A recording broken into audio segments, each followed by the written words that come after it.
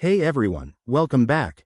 If you're dealing with a Samsung TV that's making that annoying clicking sound but won't turn on, you're not alone.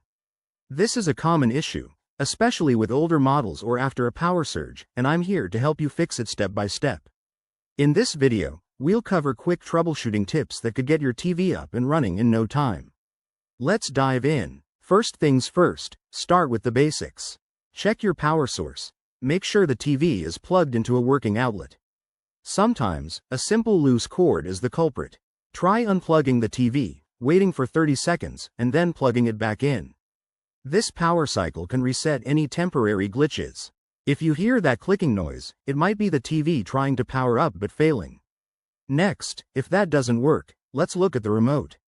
Remove the batteries from your remote and press any button to discharge any residual power.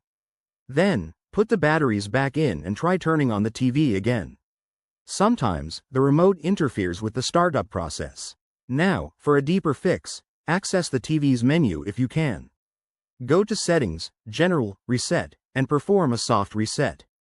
This won't erase your data but can clear minor software bugs. If your TV has smart features, check for firmware updates through the Samsung website or app. Outdated software often causes these issues. If you're still hearing clicks, it could be a hardware problem like a faulty power supply or capacitor. In that case, open up the TV carefully. Remember, if you're not comfortable with this, stop and call a professional. Look for any visible damage like burnt components, and if you spot something, it's time to seek help.